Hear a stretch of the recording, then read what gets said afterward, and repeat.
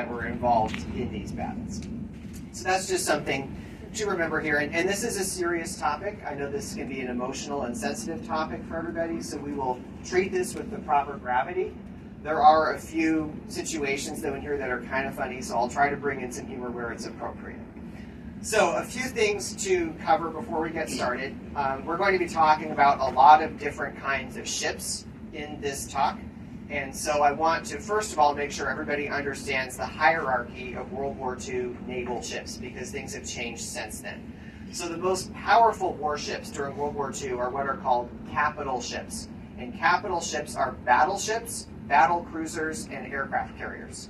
The next level down from those are cruisers, which are divided into heavy cruisers and light cruisers. And then below that are destroyers. I'm sure that everybody here has different levels of knowledge about naval history. A lot of people in the general public are under the impression that any military ship is a battleship, and that's actually not true. A battleship is a specific type of warship that was the largest and most powerful of its day. Currently, does anybody know how many battleships are actively serving in any navy in the world? None. Any guesses? 0. Yeah, 0 is the correct answer. So World War II was the last major conflict in which battleships played a significant role. Battleships were involved in some other ones after that, but not as the frontline units. So without further ado, we will run into our discussion here. So the first question is, why was Norway important during World War II? Why was it strategically important? There were several reasons. As you've learned on this tour, Norway has a very long coastline, over 100,000 kilometers, as Ari told us. And that coastline provides access to the North Atlantic, which was a key battleground during the war. So if you have bases in Norway, you can access the North Atlantic. Norway also had natural resources that both sides in the conflict needed, but particularly Germany needed. And also, Norway offered routes to access natural resources in Sweden. So we'll hear more about that later.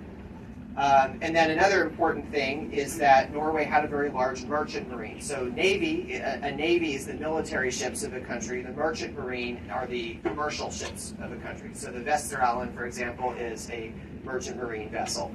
Norway had the 4th largest merchant marine in the world in 1939 by tonnage. So even though it's not a very large country compared to some of the other maritime nations, they had almost 2,000 merchant ships in their fleet, which is very strategically useful. So that's why this became an important area during the war. Before the war, in the 1930s, Norway's government had policies based around austerity, so trying to save money, being fiscally responsible, neutrality, and pacifism. These are all very admirable values, but it also meant that Norway's military was not well prepared for the conflict that was coming. They only started to build new ships for the Norwegian Navy in the late 1930s, and many of them weren't finished yet when the war started. So actually the most modern ship in the Norwegian Navy, if you've been listening to Ari's talks, you recognize this name, was a mine layer called the Olaf Tryggvason, named after the founder of Trondheim. And that was the most modern ship in the Norwegian Navy at the time. So in April 1939, so a few months before the war actually broke out, 3 of the Scandinavian countries, Norway, Sweden, and Finland, all turned down offers from Nazi Germany of non-aggression pacts. And that was basically a deal that they would not fight each other for any reason. They didn't want to be stuck in that kind of a binding agreement. So to kind of get us to this point, this chart here shows the entire size of the Norwegian Navy in 1940. So what we're seeing in the top half, these are the ships that they had before the war started. The most powerful ships in the Norwegian Navy were these 4 coastal defense battleships. These were built in the very early 1900s, like late 1800s, early 1900s. So by World War II, these 4 ships, although they had powerful guns, were very outdated compared to the other ships that were in active service in other navies. The most modern ship was this one, the Olaf Tryggvason, which I mentioned. And then they were also building these 2 new destroyers, the Olesen, which we just went there, and then another one that hadn't been named yet. What we see in the lower half is what we call the Free Norwegian Navy. There's a personal message for cabin 122, 124, and 222. Good cabin 122, cabin 124, and cabin 222. Please contact the reception on deck 3. Thank you. Okay. So what we see in the lower half of this poster is what's called the Free Norwegian Navy, and these are the ships which continued to fight for Norway after the occupation, which we'll talk about in a few minutes. So that's what they were working with at the beginning of the war. So the first major thing that happened that challenged Norway's neutrality was called the Altmark incident, and this happened on February 16th of 1940. There was a German ship called the Altmark, which had prisoners that had been captured from British merchant ships on board. So they were being held prisoner on board the Altmark. The Altmark was in Norwegian waters, and this British destroyer, HMS Cossack, boarded the Altmark to rescue the prisoners. But because this happened in Norwegian waters, this was technically a violation of Norway's neutrality. So that caused an international incident, and everybody got upset about this. Pay attention to this name because you'll hear about the Cossack some more over the course of this talk. If you see the letters HMS, that stands for His Majesty's Ship. That is the prefix for British naval vessels. Norway had HNOMS, which was His Norwegian Majesty's Ship. And then the Kriegsmarine, which we'll mention several times over the course of this talk, that was the name of the fleet of Nazi Germany during the war, didn't have a prefix. So the German ships in this talk will not have a prefix. So more things happened. Norway negotiated a free trade agreement with both Britain and Germany. They were trying not to get in the middle of the fight. They were just trying to mind their own business. Unfortunately, both sides, the Allies and the Axis, were putting pressure on Norway from opposite ends to do different things. Britain wanted Norway to use that very large merchant navy, the merchant marine, to provide goods and services to Britain for low prices. And then Germany was also looking for resources from them, so they were getting squeezed from both sides. Britain and France, which were both allied at the time, decided to ramp up the pressure even more, and they basically told Norway that they were going to put mines in front of the 4 key Norwegian ports in order to deter their use by Germany. And so mines are basically bombs that sit in the water, and if a ship hits them, they go off. And the main issue is they were worried that Swedish iron ore, which was being purchased by Germany, was being routed through Norway through these ports. And so they planned to put the mines at the entrances to these ports. So Britain had an operation called Operation Wilfred, which they launched on April 8th of 1940.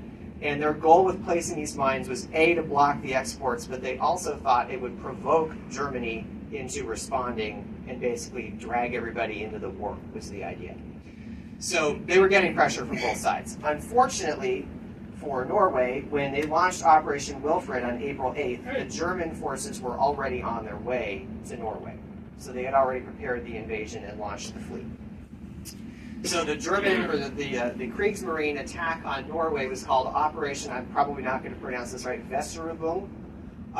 This took place on April 9th, 1940, so one day after the British operation started. And it was a simultaneous attack on Denmark and Norway at the same time. The idea was to use Denmark as a staging ground for the invasion of Norway. And Denmark surrendered pretty quickly. Denmark surrendered after 2 hours of the initial invasion because they decided it wasn't worth the damage that was going to be caused by trying to fight the invasion. Norway, on the other hand, decided to try to fight. And this Norwegian torpedo boat called the Pole 3 spotted the German fleet. And this was all happening at night. The Kriegsmarine fleet was coming in the middle of the night, but this Norwegian boat spotted them and warned everybody. And so then the Norwegian government ordered all the lighthouses to be turned off, and everybody to turn all the lights off in their house so that the fleet couldn't see where they were going. Ultimately, and we'll cover this in a little more detail in a few minutes, Norway, along with other Allied forces, resisted the invasion for 2 months, so a lot longer than Denmark did. And that was actually the longest of any Western European country that was eventually taken over, successfully resisting the invasion. The only other country that lasted longer was the Soviet Union, which never actually was fully taken over. So they did pretty well, all things considered. So this is a map showing all the different aspects of the Operation Vesteraalen. So you see these red tracks are where the invasion forces went. So they simultaneously hit Oslo, Stavanger, Bergen, Trondheim, and Narvik, all at the same time with different forces. These are some of the ships that were involved in the operation. So the attack on Narvik was covered by 2 German battleships, the Scharnhorst and the Gneisenau from the Kriegsmarine, We'll hear a lot more about these ships later.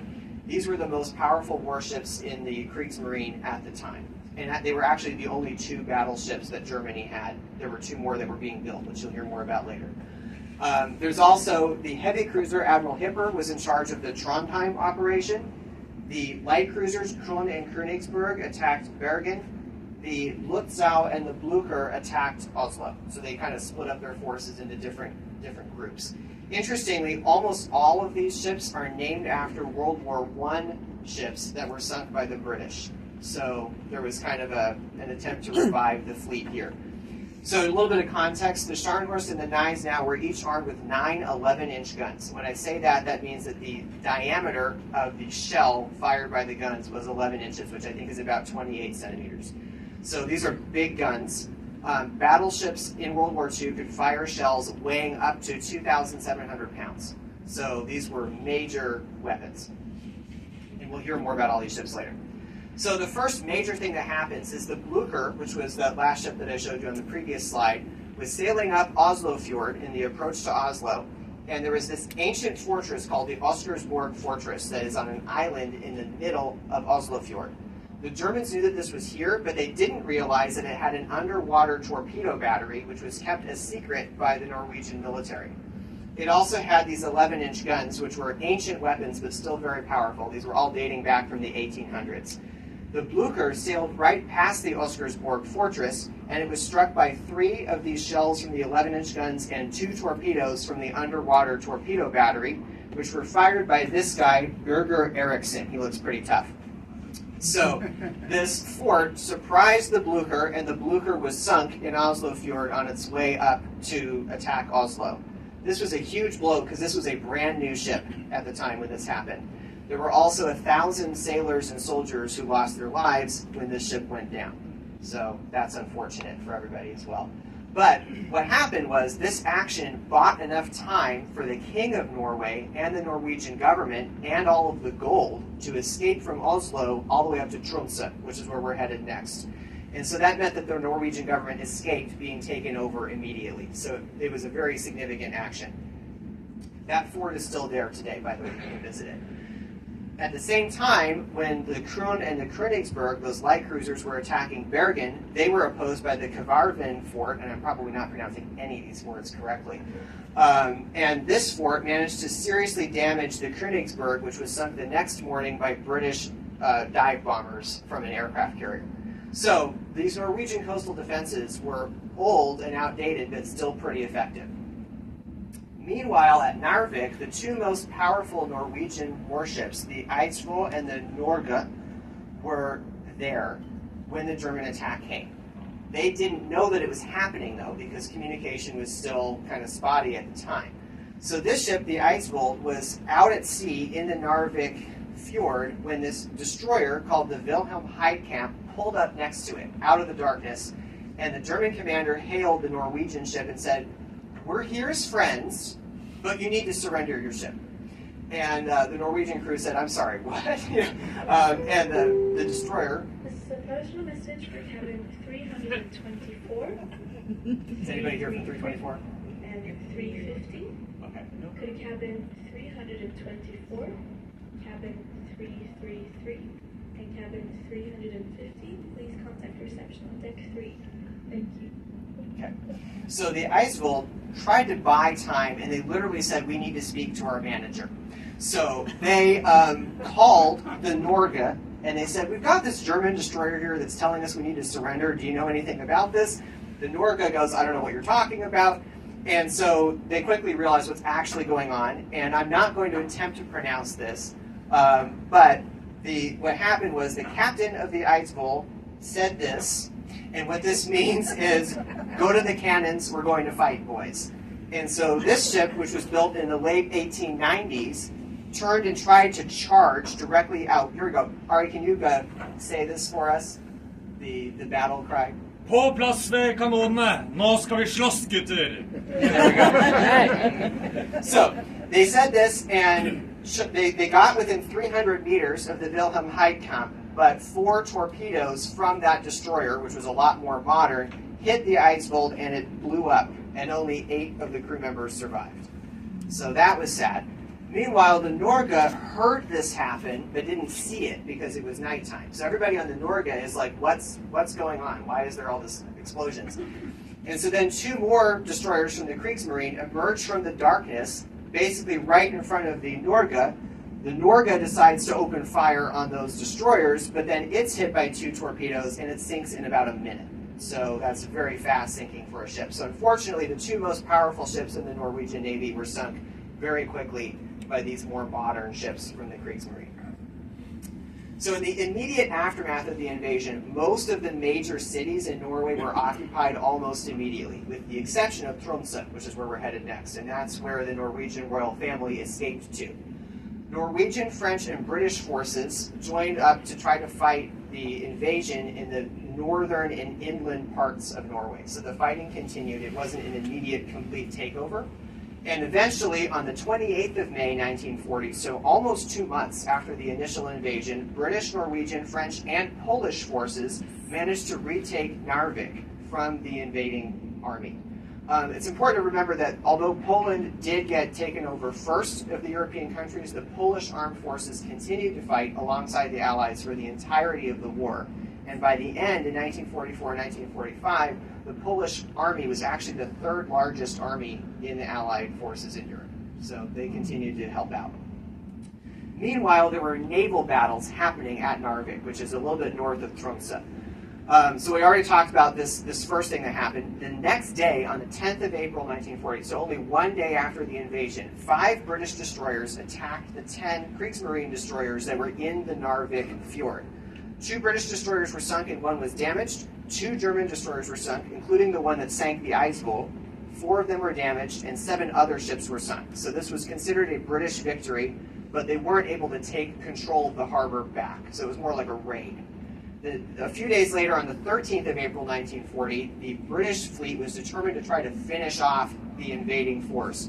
And they did something completely unexpected. So we've been in fjords on this trip, right? And you see that there's not a lot of room to maneuver. They're pretty narrow.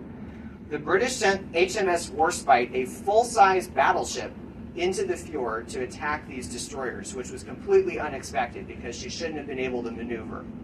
And the upshot is the remaining 8 Kriegsmarine destroyers are all destroyed in this second battle. So here's some photos of what happened. The destroyers basically ran themselves into the sides of the fjord to try to escape the Warspite. This is a photo of the Warspite launching the attack, and then this is a painting showing it. The Warspite is an interesting ship. She was the most decorated Royal Navy warship of the Second World War, and she actually also fought in the First World War. So she was in both conflicts. So despite all of this, eventually Norway did fall to the invading forces. And the reason for that is because France was overrun about the same time that Norway was fighting. So when it became clear that France was about to fall, the British realized that they couldn't continue to support the Norwegian resistance effort, and they had to evacuate their troops because they were going to have to defend Britain next. And so only 10 days after Narvik was retaken from the invading forces, 25,000 British, French, and Polish troops were evacuated back to Britain, and they basically gave up on defending Narvik. Meanwhile, the King of Norway and the Norwegian government escaped to England on HMS Glasgow, a cruiser. And this is crucial because it means that although the Norwegian army surrendered on the 10th of June, 1940, the Norwegian government never surrendered. And so they continued to fight outside of Norway. 13 warships of the Norwegian Navy that I showed you in that early chart escaped to England to continue to assist, and 1,000 ships of the Norwegian Merchant Marine also joined the Allies. So that's a major contribution. Also, 5 aircraft from the Norwegian Navy also escaped. So, our next major thing that happens is a little more than a year later. Raise your hand if you've heard of the Bismarck. Okay, a lot of you. Okay, so the Bismarck is a pretty famous ship. Most people have heard of the Bismarck. The Bismarck was the most powerful battleship in the German Navy, and she was one of those 2 ships that were under construction when the war started. So the previous most powerful ships, the Scharnhorst and the Gneisenau that I mentioned, had 9 11-inch guns. The Bismarck has 8 15-inch guns. So they're bigger, they're more powerful, and she's as fast as the Scharnhorst and the Gneisenau. So this represents a major threat. The thing to remember, though, is that although this is a powerful ship, the Kriegsmarine overall is still much less powerful than the British Royal Navy. So the Royal Navy has 15 battleships and battlecruisers in commission at the beginning of the war, and the Kriegsmarine has 2. So the German fleet knows that they can't fight the British in a head-on battle. They have to use other tactics. And so the main strategy employed by the Kriegsmarine during the war was to attack British merchant shipping instead of the British battle fleet directly. The idea being that they could cut off supplies to Britain, and so Britain would eventually run out of food, run out of material, and run out of fuel. That was their goal. The most famous weapon employed in this tactic is the U-boat, the submarines, but they also had these surface ships. So the Bismarck was finished in 1941, and the plan was to send her and this ship, the Prinz Eugen, which is a heavy cruiser. They were supposed to be sent out into the North Atlantic to attack British convoys. When I say convoy, that is a group of merchant ships that are traveling together with protection from one or more warships. The idea being it's kind of a safety in numbers approach. The Bismarck made it up to Grimstad Fjord, which is just south of Bergen, and that's where she was hiding out when she was spotted by a British Spitfire reconnaissance plane that took this photograph. So you can see the ship in the fjord in this picture. So this is an actual photo taken from the sky. Also, the Norwegian resistance, as well as the Swedish, were passing information to the Allies the whole time, saying, hey, the Bismarck's over here, you might want to do something about this.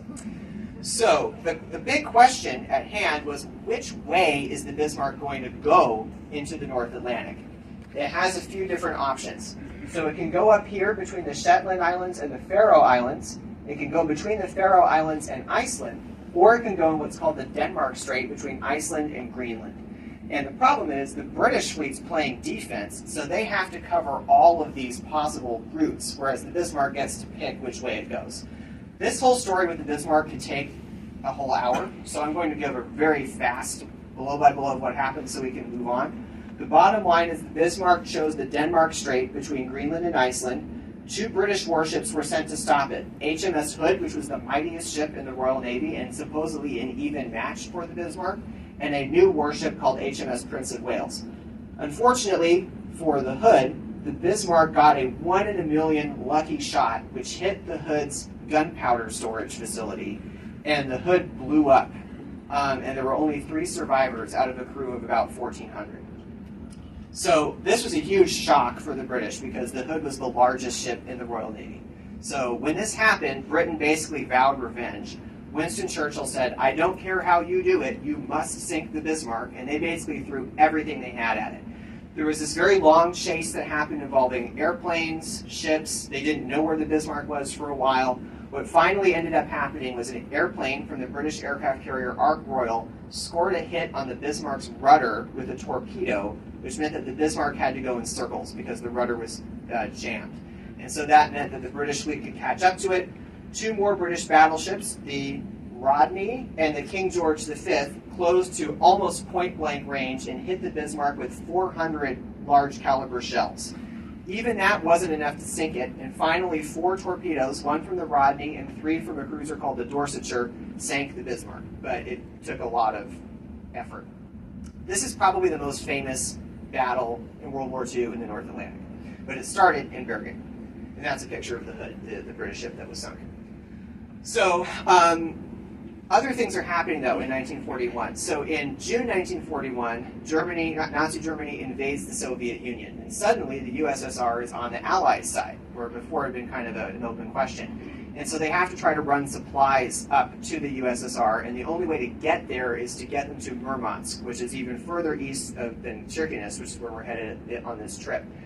So they have to do this really risky route that runs from either Iceland or Scotland up over Norway to either Archangelsk or Murmansk. That's the route. And remember I said that Norway had all these bases along here, so all these German warships are now based in Norway and are able to attack these convoys while it's on that route. So that became the new focus of the fighting in this theater.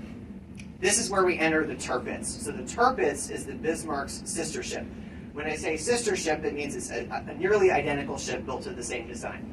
So the Tirpitz is finished shortly after the Bismarck has its big famous episode, and it is dispatched to Norway. It's called the Lonely Queen of the North because the Tirpitz spends the entire war up in Norway. I mentioned that the German fleet knew that they couldn't fight the British directly, so they used a strategy called a fleet in being, and that's where you know that if you keep your ship in harbor the whole time, you're not risking it, but the other side has to keep ships available in case you ever decide to leave. And so that was the theory that the Germans used. They knew that the British would have to keep at least 2 battleships ready at any time to try to intercept the Tirpitz if she ever left the harbor. She rarely actually left the harbor, and she used some unique camouflage ideas. So they put trees all over the ship to make it look like it was part of the fjord. They used fog machines with chlorosulfuric acid, which doesn't sound healthy. And my favorite one, they painted it to look like a bunch of houses. So they tried all these different things to disguise the ship. Kind of funny.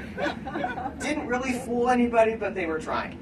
The first major thing that happens with this is a disaster for the Allies called Convoy PQ-17. So I mentioned a convoy is a group of merchant ships traveling together for protection. So this was a group of 35 cargo ships headed towards Murmansk. They are covered by 2 battleships, HMS Duke of York and USS Washington. At this point, the United States is now in the war, and an aircraft carrier called HMS Victorious. The Tirpitz and the Admiral Hipper, that ship that had attacked Trondheim earlier on, they left from Trondheim with 6 destroyers. At the same time, the Lutzow and another ship called the Admiral Scheer and 6 more destroyers leave from Narvik, and their job is to try to intercept the convoy. The Swedish rat them out, basically. So the Swedish warn the Allies that the Tirpitz is on its way, and so the Allied command orders the 35 cargo ships to scatter, thinking that the Tirpitz won't be able to find all of them. This was a huge mistake. So the Kriegsmarine figures out that they've been detected, and so they send the Tirpitz back home, but the Allies don't know that. And instead, they send the U-boats and the airplanes to attack the merchant ships, which now, because they're scattered, don't have the cover from the Allied warships. And so 21 of these merchant ships are destroyed out of the 35. So that was a big, big disaster for the Allies. Here's some of the ships involved: the Washington, the Duke of York, we're going to hear more about her in a minute, and the Victorious. So this is a map of where that happened, and you can see this is our route all along here. There's Tromsø, there's Bodø, and then this all happened way, way up in here. So the next thing, so Tirpitz then goes back to Narvik and then back to Trondheim for a major refit. And the British tried this crazy plan to try to take out the Tirpitz while it's in Trondheim. They use these things called chariot human torpedoes. The idea here is that this guy will drive the torpedo close to the ship and then jump off right before it hits. This did not work. Interestingly, the Italians managed to use these successfully in the Mediterranean, but this particular attempt did not work, and I don't envy this guy at all. So the next major battle that happens is similar, but ends up better for the Allies. It's called the Battle of the Barents Sea. Another convoy called JW-51B with 14 ships is headed towards the USSR, and it's covered by 2 British light cruisers, the Sheffield and the Jamaica. Might sound kind of weird that a British cruiser is called the Jamaica, but Jamaica was a British colony at the time, and her sisters were all named after colonies. So there was also the Nigeria, the Gambia, the Kenya, the Trinidad, the Fiji. You get the idea. So these 2 German cruisers, the Hipper and the Lutzow, they sail from Alta Fjord to try to intercept, and they try to do a pincer move on the convoy. But this British destroyer, HMS Onslow, sights the Hipper, and they basically start the battle. So the Hipper tries to come in for another attack. Long story short, the Sheffield and the Jamaica come in to the rescue. They're kind of like the cavalry. They arrive just in time, and they manage to drive off the German fleet and protect the convoy. So this time, the Allied merchant ships are not destroyed. All 14 of them make it to the USSR. And Hitler was so mad about this that he fired the head of the Kriegsmarine, and then he also ordered the entire surface fleet of the Kriegsmarine to be scrapped.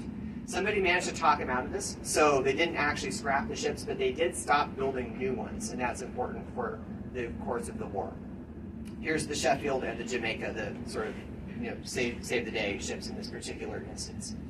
Here's a map of the battle. So right after this happens, has anybody been up to Spitsbergen? Svalbard? Okay, so a few people have. This was still a free part of Norway. So it was a Norwegian territory but had not been occupied. And so they send the Tirpitz up with the Scharnhorst to bombard it and destroy the weather station that's there. And to fool everybody, the Tirpitz and the Scharnhorst flew British flags right up until the time when they actually opened fire. Sounds really iffy, but that is technically legal under the laws of war to fly a foreign flag until you open fire. You can't fly a foreign flag while you're firing. So that's the technicality that they used here. This was more of a raid. They did not occupy Svalbard, they just raided it. So Britain's still trying to take out the Tirpitz, and unlike the Bismarck, it's not staying out long enough for the British battleships to do anything. So now they try to use these things called mini-subs. So it's a little miniature submarine, and they would sail underneath the Tirpitz, place these mines, and then get out of there as fast as possible. And this did succeed in damaging the Tirpitz enough that she was out of commission for 6 months. So this did some damage. So our sort of grand finale here is the Battle of the North Cape. So we're headed towards the North Cape. We're going to be there in just a day or two. And this was the last stand of the Scharnhorst, and was also the last major battleship versus battleship action in the Atlantic. So this is significant for a number of reasons. So although the Tirpitz is out of commission at this point, the Scharnhorst is still a threat to these convoys going to Murmansk. And Sir Bruce Fraser, who's in charge of the British fleet at the time, wants to draw it out. And so he decides to use this convoy, JW-55B, with 14 ships, as bait to essentially draw the Scharnhorst out. At this point, it is Christmas 1943. So we're way up in the polar regions, and it's the polar night. So it's basically constant darkness. You know, there's no day-night cycle. So the Scharnhorst thinks that because it's so dark, it can slip out without being seen. That's the theory. What they don't really count on is the fact that the British forces all have radar. And so that's the key differentiator here. So Sir Bruce Fraser's flagship is the Duke of York. That was that battleship that we mentioned previously. She was a King George V class battleship, which is the most modern battleship class that the British had during the war. She's armed with 10 14-inch guns. She's also supported by 10 destroyers, 2 of them Canadian, HMCS Huron and Haida. There's also cruisers, the Belfast, Norfolk, and Sheffield, and the Jamaica is also there as well. So there's a pretty strong Allied force involved here. And also notably, the Norwegian destroyer, HNOMS Stord. So the Norwegian Navy is involved. Despite the fact that Norway is occupied, the Norwegian Navy is still trying to fight. This is, in my opinion, the picture of the Duke of York. This is the most dramatic battleship photo I've ever seen. This is not during this battle, but it gives you a sense for what these ships looked like and what the atmosphere was like. So the Scharnhorst takes the bait and leaves with 5 destroyers on Christmas Day, 1943. And Bruce Fraser approaches kind of in a pincer. So from the west, he's coming in with the Duke of York and the Jamaica. And then on the east, we've got the Belfast, the Norfolk, and the Sheffield. The Scharnhorst can't find the convoy, and so it sends the destroyers out to look for it, but that means that it loses contact with the destroyers. So the Scharnhorst is on its own, no backup. So the Belfast spots the Scharnhorst on her radar and opens fire immediately alongside the Norfolk and the Sheffield. The Scharnhorst returns fire, and here's the key point here though. Hits from the British light cruisers destroy the Scharnhorst radar. So now the Scharnhorst is fighting blind at night in a snowstorm. So kind of a tough situation. The Scharnhorst says, okay, well we can still try to target the flashes from the guns on the British ships. But the 2 of these British cruisers were using a new flashless gunpowder that didn't make a flash when they fired the guns. So that plan didn't work very well either. But it was an inventive idea. The Scharnhorst decides to leave, so they turn around and run away. The problem is, they try to circle back around and attack the convoy, but the cruisers anticipate this, and so the British cruisers go back into position to protect the convoy. The Norfolk is heavily damaged by some shells from the Scharnhorst, but at this point, the Scharnhorst decides to call it quits and go home. What they don't realize is that their go-home route is running right into the other British force centered on the Duke of York, the British flagship. So this is the last duel in the Atlantic between battleships. So the Belfast, the British cruiser, uses these things called star shells, which basically are like kind of like a firework that briefly illuminate the area. So it turns out the Duke of York is only 11,000 meters away from the Scharnhorst when those star shells go off. And for battleships, that's like point-blank range, because battleships can usually fire about 20 miles with their shells. So her first salvo, the first shot fired by the Duke of York, and usually when battleships shoot at each other, it takes a few tries before they actually hit each other. Have you guys ever played that board game Battleship where it takes you a bunch of tries? This time, the Duke of York hits the Scharnhorst immediately and knocks out 2 of the 3 gun turrets on the Scharnhorst first try. So that's bad for the Scharnhorst. The Scharnhorst turns away at 31 knots, but finds her escape path blocked by the cruisers, and then on the other side, she's got the other ships. And so they realize they're surrounded. So basically, it's a final showdown between these ships. The Scharnhorst knocks out the Duke of York's radar, so it did pretty well with that hit. But this guy, Lieutenant Harold Bates, climbed up the mast of the Duke of York in the snowstorm at night, way up above Norway, and bent the radar back into the right shape with his bare hands so that it would work again. So after that, his nickname became Bare Hands Bates. That was his nickname. So a shell from the Duke of York hits the boilers on the Scharnhorst, and that's kind of the final straw, because the Scharnhorst at 31 knots was faster than any of the British ships, but now it can only do 10 knots because the boilers have been hit. At this point, the Scharnhorst realizes it's kind of over, and so they send a radio message back, and this is, to me, kind of haunting. Their last radio message back to Germany, it says, "We will fight until the last shell is fired." And that's the last message that they receive from the Scharnhorst. The Scharnhorst is then struck by 5 torpedoes from these 4 British destroyers, and usually 1 torpedo is a problem. So if you get hit by 5, that's really bad. Then the Duke of York, Jamaica, and the Belfast get even closer and start just going at it with the guns. And then 4 more destroyers fire 19 more torpedoes at the Scharnhorst. So it's really kind of a free-for-all at this point. On the 26th of December 1943, the Scharnhorst sinks, and to me this is just a sad situation here. There were 1,968 crew members on the Scharnhorst, and only 36 survived the battle. And usually the way that the laws of war work is that if you sink an enemy warship, you are obliged to pick up the sailors from the water, even if they're on an opposing side. So the British destroyers did try to pick up sailors out of the water, but it was nighttime, it was the Arctic, it was a snowstorm, it was hard to see everybody. Once you're in the water and it's that cold, you don't last very long. It's a very sad situation. Everybody here recognized sort of the significance of what had happened. Is that still on? No? Okay.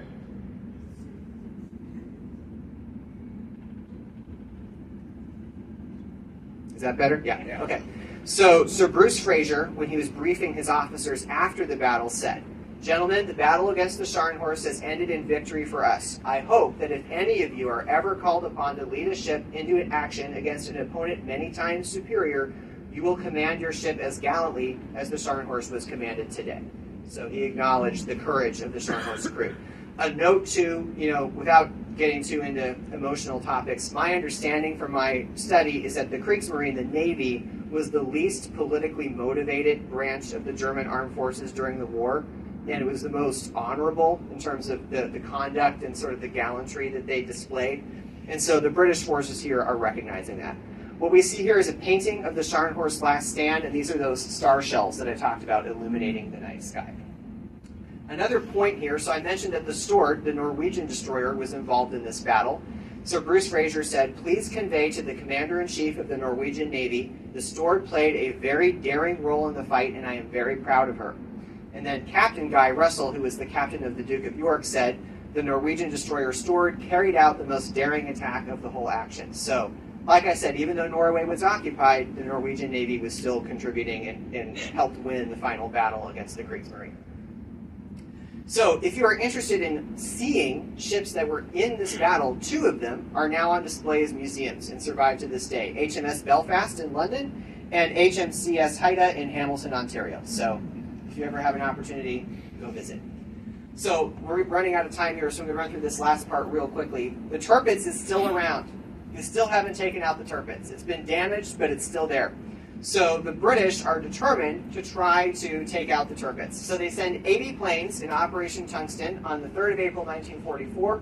They hit 15 bombs onto the Tirpitz, and that still doesn't sink the Tirpitz, but they do more damage. Then they try again, Operations Mascot and Goodwood. They launch 4 different attacks against the Tirpitz from aircraft carriers, and again fail to cause any major damage to the Tirpitz. So at this point, the British are getting very frustrated. And the British High Command says, "You know what, Navy, you've had your chance. Now we're going to let the Air Force try." So the Royal Air Force brings in this new weapon called the Tall Boy Bomb, which is like the biggest bomb until the nuclear bomb.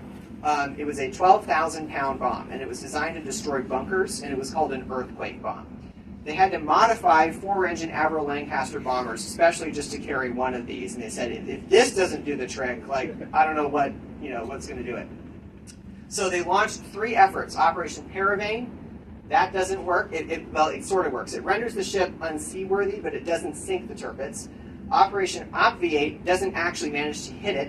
And then the final one, Operation Catechism, interesting name, finally finishes off the Tirpitz with 2 more hits, and that causes the ship to capsize. That happens in Tromsø, so that's where we're headed, later today. So that's kind of, right up in our journey's path. And unfortunately, about 1,000 sailors are killed. So this is what ended up happening to the Tirpitz. It rolled over. It was eventually scrapped between 1948 and 1957. Took a long time, and the pieces were sold by a Norwegian company. So the ship no longer exists. So after this all happened, I'll mention that Norwegian resistance continued to be active throughout the entirety of the war. Their most significant contribution among many was they blew up the Norsk Hydro heavy water plant, and that prevented Germany from developing nuclear weapons during the war. So that was a major contribution by the Norwegian resistance. Eventually, on the 7th of May, 1945, things are wrapping up in Europe. There's questions about whether or not the German army, which still has 400,000 troops in Norway, is going to try to do anything, if they're going to try to fight. Eventually, they decide to just hang it up and surrender. 40,000 Norwegian resistance fighters are immediately called up to reoccupy Oslo. So they do that virtually overnight. And the German forces surrender on the 9th of May, 1945.